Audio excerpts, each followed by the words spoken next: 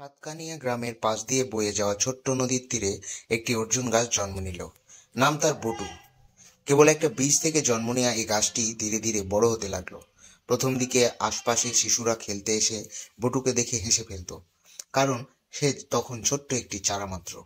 কিন্তু সময়ের সাথে সাথে সে বড় হতে লাগলো, পাতা মেললো, শাখা প্রশাখা ছড়ালো। বটুর ছোটবেলা খুব একটা সুখের ছিল না।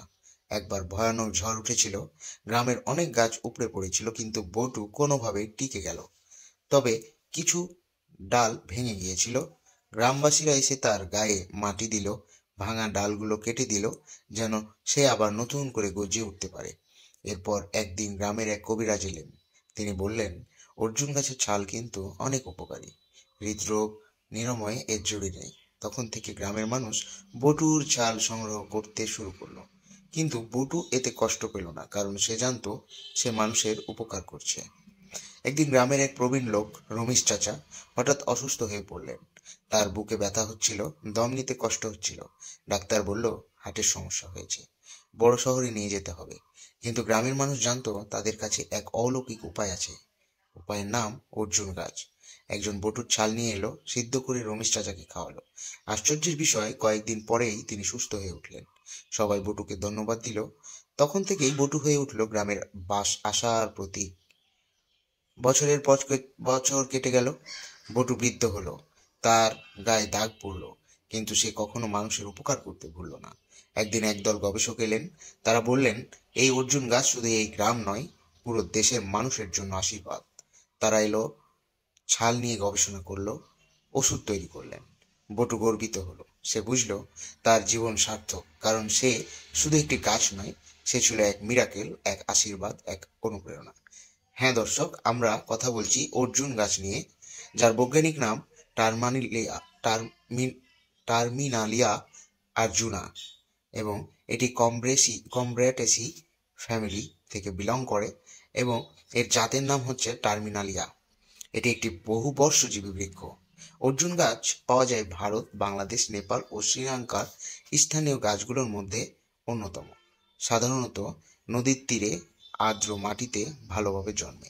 এটি গড়ে 20 থেকে 25 মিটার পর্যন্ত বাড়তে পারে এবং এর বাকল ধূসর ও মসৃণ হয়।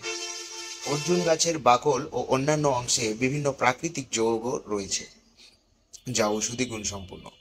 ট্যানিন প্রদাহনাশক ও অ্যান্টিঅক্সিডেন্ট বৈশিষ্ট্যের জন্য পরিচিত। স্যাপোনিন কার্ডিওপ্রোটেক্টিভ বৈশিষ্ট্য রাখে। ফ্ল্যাভোনয়েড কোষের ক্ষতি প্রতিরোধে সাহায্য করে। গ্লাইকোসাইড হৃদযন্ত্রের কার্যক্ষমতা বৃদ্ধি সহায়ক। ক্যালসিয়াম, ম্যাগনেসিয়াম, জিঙ্ক হাড়ের গঠন ও শারীরিক সুস্থতার জন্য উপকারী। অর্জুন গাছ হাজার বছর ধরে আয়ুর্বেদিক ঔষধে ব্যবহৃত হচ্ছে। এর মূল চিকিৎসাগত ব্যবহারগুলোর মধ্যে রয়েছে অর্জুনের ছাল রক্তচাপ নিয়ন্ত্রণে সহায়ক এবং হৃৎপিণ্ডের কার্যক্ষমতা বাড়াতে সাহায্য করে। হৃদযন্ত্রের পেশি শক্তিশালী করতে এবং কোলেস্টেরল কমাতে ব্যবহার হয়। অর্জুনের নির্যাস উক্ত রক্তচাপ কমাতে সহায়ক। এটি রক্তনালীর সংকোচন প্রসারণ স্বাভাবিক রাখতে সাহায্য করে। লিভারের কার্যকারিতা উন্নত করে এবং কিডনির কার্যক্ষমতা বাড়ায়। অর্জুনের নির্যাস ইনসুলিন সংবেদনশীলতা বাড়িয়ে রক্তে শর্করা পরিমাণ নিয়ন্ত্রণে রাখে।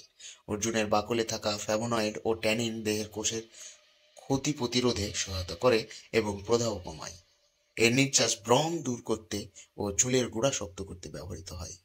অর্জুন গাছ ভূমিক্ষয় রোধ করতে সহায়ক। এটি মাটির আর্দ্রতা ধরে রাখতে সাহায্য করে। গাছটি কার্বন শোষণের মাধ্যমে বায়ু দূষণ কমাতে সহায়তা করে। যদিও অর্জুন গাছ প্রাকৃতিক ওষুধ হিসাবে নিরাপদ, তবে অতিরিক্ত গ্রহণ করলে কিছু পার্শ্ব প্রতিক্রিয়াও দেখা দিতে পারে, যেমন রক্তচাপ অতিরিক্ত কমে যাওয়া, হজমজনিত সমস্যা, ওষুধের সাথে প্রতিক্রিয়া। অনেক সময় উচ্চ রক্তচাপ ও হার্টের ওষুধের সাথে প্রতিক্রিয়া দেখা যায়। অর্জুন গাছ শুধুমাত্র একটি বৃক্ষ নয়, এটি প্রাকৃতির একটি বিস্ময়কর উপহার। এর বহুমুখী ভেষজ গুণাবলী থেকে আয়ুর্বেদ ও আধুনিক চিকিৎসায় গুরুত্বপূর্ণ করে তুলেছে। সঠিক ব্যবহার করলে এটি হৃদরোগ থেকে শুরু করে নানা জটিল রোগের প্রতিকার দিতে পারে। তবে ওষুধ হিসাবে ব্যবহারের আগে বিশেষজ্ঞদের পরামর্শ নেওয়া উচিত। ধন্যবাদ সকলকে।